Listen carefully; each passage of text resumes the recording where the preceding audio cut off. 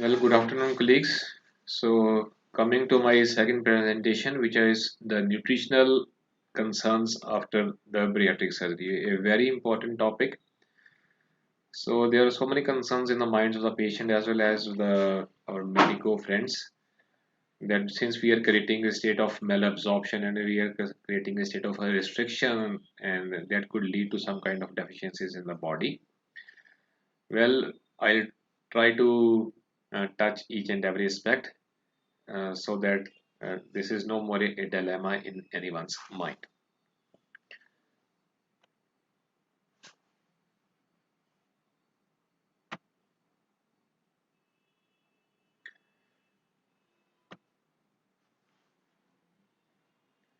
So I don't have any disclosures.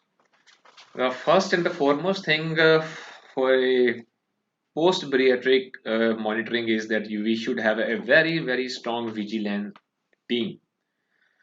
Uh, by vigilance, I mean to say that you know that what kind of patient you are dealing with. A doctor knows, a surgeon knows, a nutritionist knows whether the surgeon patient they're dealing is a very compliant patient. The patient is very educated, they understand whatever instructions you have given to them, or the patient is very simple, he will not follow, is stubborn kind of thing.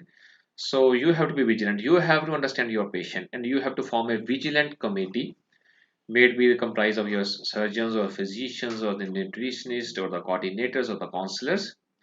A full committee should monitor the post-operative. When the patient is in your city or from the other states or from the other countries, you have to be in touch with the patients. Minded patients forget to call you. They will forget all their instructions you have given. Memory is very short. So you have to keep on banging them that you have to take your supplements, you have to take the vitamins, you have to undergo some blood work sort of things. So you first of all, a very strong vigilant team is required. Another misconception, the myth is that patients who are overfed, the obese patients are overfed, they are eating everything and they cannot be nutritionally deficient. This is a very, very big myth. The fact is 80% of the patients who are obese, morbidly obese, maybe overfed are nutritionally deficient. 80% because the food they eat is mostly unhealthy, the junk food which has calories but they are all useless, unhealthy pseudo calories. They will not be giving them all the nutritional positivity because they are eating foods which is uh, having either trans fat sort of thing or more of sugary content which will give them insulin spikes on and off sort of things as compared to only 20% of people who are obese will be eating healthy food. The most common deficiencies which we find in the patients pre-existing the obese patients are vitamin D. They are deficient in vitamin D, they are deficient in calcium, they are deficient in iron, they are deficient in B12. So these are the common deficiencies encountered in the obese patients. So as I've already discussed, most of the obese patients are nutritionally deficient before surgery. Reasons because of the false calorie intake and the increased fat or the adiposity itself may influence serum levels of some of the fat soluble vitamins. So now what is happening after the bariatric surgery? We know that in bariatric surgery we are either restricting or we are creating a state of malabsorption or we are doing a combination of both. So we are exacerbating pre-existing deficiencies or producing the new ones. The reason is restriction and the malabsorption of nutrients. Here is the monitoring which is part and parcel of the duty of the would say the surgeon, bariatric surgeon and his team to look after their patients. So predicting nutritional deficiencies. In this pre-surgery clinical evaluation of the nutritional status of the patient is done. If the patient is found to be nutrition deficient in any of the things which we have already discussed like vitamin D, calcium sort of things, you have to correct it before the surgery. Age and sex. Patients who are in the older age group because uh, some of the vitamins, the formation of these vitamins has already compromised or reduced in the system. So they could be deficient in those. Uh, the female patient, the young female menstruating female patient, iron deficiency is found to be very common, so you have to correct that before surgery.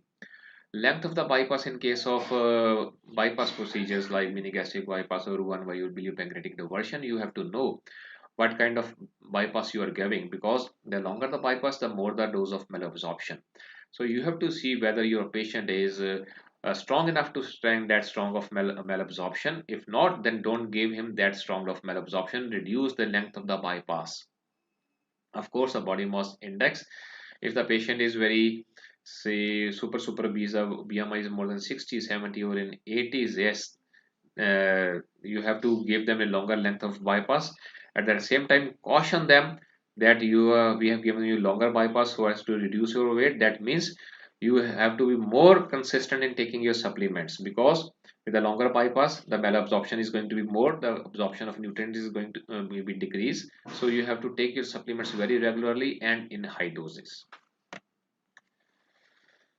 Now, preventing nutritional deficiency, it is not a rule of thumb that you would say that you prescribe the same thing to all the patients who is BMI of 37, BMI of 57. You are doing the thing, replacing the same. No, no, there is not a rule of thumb. You have to check the lab values.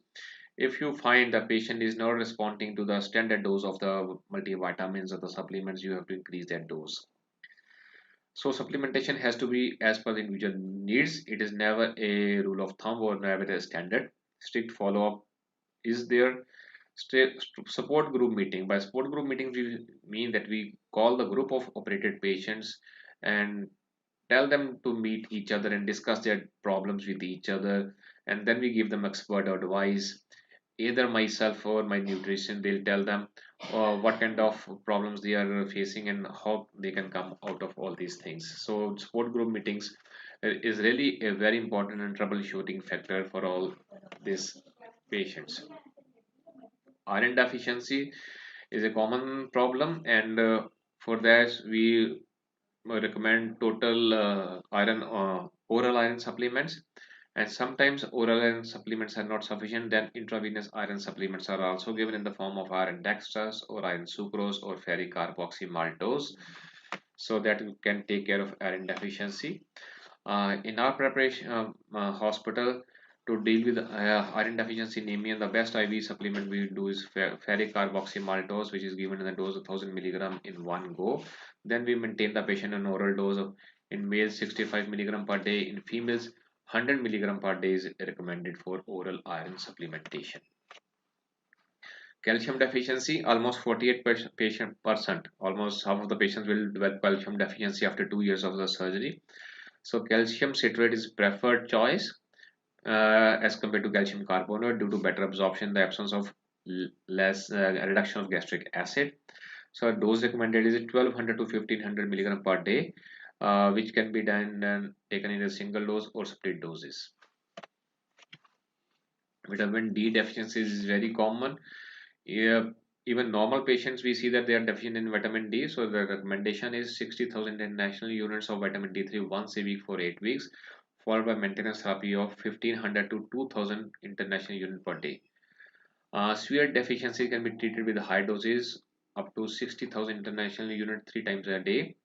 Even injection of ergocalciferol, uh, 3 lakh or 6 lakh units can be given once a week, but are rarely required. Protein deficiencies, again, this is we encounter in patients who are having longer bypasses because of more malabsorption. Protein absorption is really compromised. Then the treatment is intensive nutrition supplementation in the form of oral proteins. Surgical intervention is rarely required in case the serum albumin level is not improving more than 2.5. Then you can think of some surgical intervention by reducing the length of bypass or simply undoing the procedure. So some of the commonly seen micro and macronutrient deficiencies and their confirmations are like this. Protein malnutrition, patient manifests in the form of weakness, decreased muscle mass, brittle hair, generalized edema. Confirmation is done by lab tests like serum albumin, pre-albumin levels, and serum creatinine. Vitamin D and calcium levels, you have hypocalcemia symptoms, tetany, then cramps and the metabolic bone disease, confirmed with ionized calcium levels, PTH, 25D urinary, and Telopeptide, bone densitometer, vitamin B12, patient will tell in the form of tingling sensation for fingers and toes, dementia, again confirmed with total cell count, vitamin B12 levels. Similarly, folic acid, iron, and vitamins. So nothing new. They are specific on signs and symptoms like weakness, anemia, fatigue sort of thing. The confirmation is with laboratory investigations. Then coming to the bypass procedures, length of the bypass, especially in mini gastric bypass and nutrition deficiency. This is from our own study which was published. So length of the bypass, when the length of a bypass is increasing from 150 to 300 centimeter, friends, you can see the incidence of nutrition deficiency increase from 1% to 16%. That means the smaller the length of a bypass, the less the nutritional concerns. So follow pattern which we follow in our hospital is periodic health checkup is required before surgery once, after 3 months of surgery, then after 6 months, after 1 year, then after once in a year.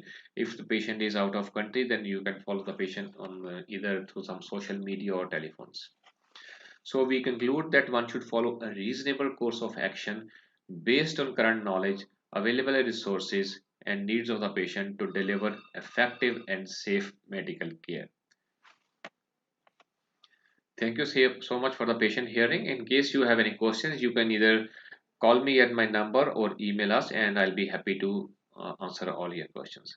Thank you once again on behalf of myself and my team from Jammu Hospital, Jalandhar.